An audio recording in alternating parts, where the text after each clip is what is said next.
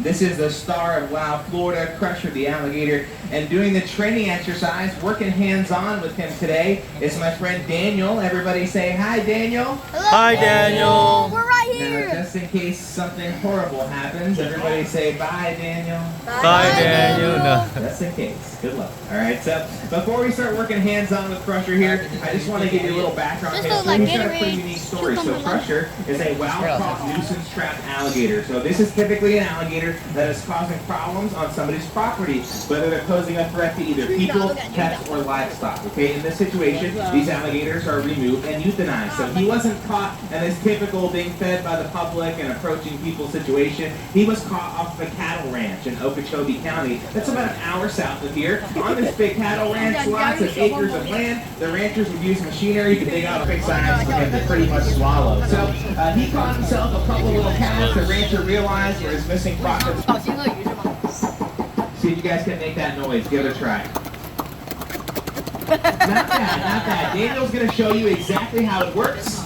He's making that feeding call with his lips. It's kind of hard to hear because I'm loud on the microphone and all, but he's making that noise and Crusher starting to surface. Okay, if you want Crusher not only to surface, but once he does surface, to lift his head high up out of the water, to open his mouth, and to wait still until food is thrown inside of his mouth. After all 3 consecutive commands, he gets rewarded with a handful of food. Then he knows that he did something good, and he's more likely to repeat those behaviors after he's fed for them.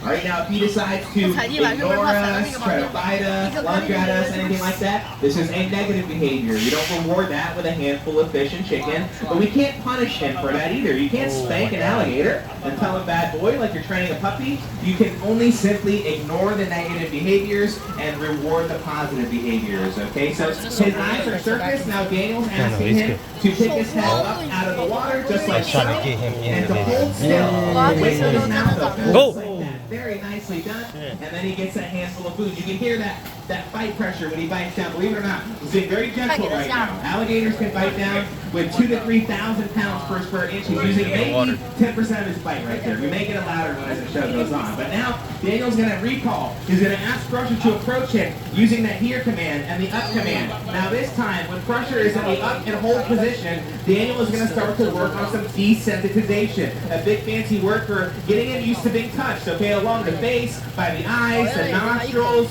behind his eyes or the ears. We want Crusher to hold his head above the water and to wait while we apply physical touch. This gets him used to it. Now, why would you get an alligator used to being pet on the face? Okay, it seems kind of silly. It's important for his medical routine. If he has any kind of impacted tooth, Daniel can literally touch Crusher right on the teeth. If he has a clogged nasal cavity, we can have him come over to us and work on that. If he has an eye infection or anything like that, he can put his head right in front of Daniel, hold still, and we can help him with whatever he needs. Okay, so now I know you always hear, don't turn your back to an apex predator. That's really dumb. You know, they'll take advantage of the opportunity, all this stuff, and you're exactly told correct, okay?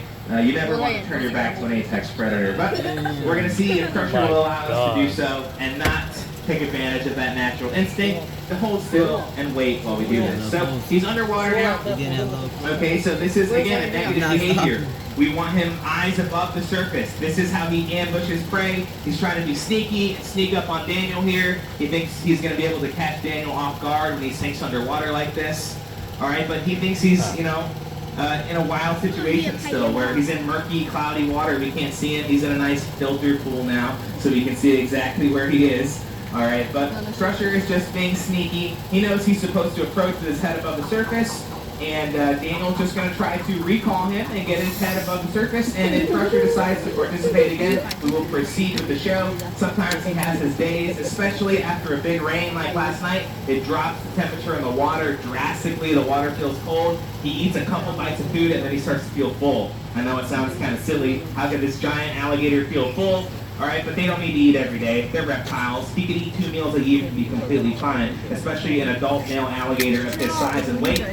He can fast for a very long period. So if his pool feels a little cold, he is a bit of a drama queen, and he will stop eating after a couple bites. So we're going to give him a couple minutes here. We're going to see what he does. He may surface again and want to, make him, lift his head up or anything like that. We basically asked him to participate in the training, and everything is completely up to him. All right? So I'll tell you what, we're gonna see if we can take it up a notch here. You guys want to see something crazy? Yes. You want to see Daniel put his head inside Crusher's mouth? Yes. Yes. Most people said no. They're concerned for your safety, but I heard one little kid say yes. He's right here. So we're gonna do it, okay? Oh You yeah. have to be very careful. One drop of sweat or water or sand will cause him to slam his mouth shut and crush your head. On the count of 3, ready? 1, 2, 3. No, I'm just kidding. We're not doing that. We are not doing that. I don't want to see my friend die, okay? We're not putting our head in Crusher's mouth. His name is Crusher, all right? We're not doing that. So Daniel's going to try to get him to spin for us. Ooh, he's sinking back under. Let's see if Crusher wants to participate with the rest of the show here. He may be calling it. He may be a little bit full here. We'll see what he wants to do. Again, we leave it up to him. If he feels like he's full or if he feels like he's a little too cold to participate, then that's totally up to him. You know, we don't force the animals to do anything. As soon as we start forcing animals to do stuff here, they don't want to spend time with us, they don't want to train with us, work with us, or be around us, and that takes it away from us. So we leave it completely up to him. What the heck? All right, he can feel Daniel behind him, picking up his tail, letting him know that he's back there, and we'll see what Crusher wants to do here. All right, Daniel says we're going to try to do one more piece of food. He thinks Crusher is tapping out because he's full. But we'll see if we can get him to surface for one more here. We'll end it on a positive note. We like to end all the training sessions on a positive note. So with his body language and his behavior right now, he's basically saying, guys, I'm a little full and I'm a little cold, so I don't really want to do much. And that's completely fine. So we're going to see if we can get him to surface one more time. We're going to end with one more command here and something that we call the kiss of death. We're going to try to get him to surface here, and we're going to see if Daniel will kiss him right on the nose there. All right, we'll see. Looks like the eyelids are opening up. He may be ready to surface here in just a moment. And it's all about reading his body language, the way he positions his feet, the way he's breathing, the way he's moving his tail, all that kind of stuff. He's constantly thinking of the next step. All right, his head is nice and high now. So he's moving real slow. We're gonna do one more for you guys. Daniel's gonna end it here. He's gonna lean in and he's gonna make out with Crusher. All right, no tongue, just kiss him, okay? Nothing weird. Oh, Crusher, so handsome.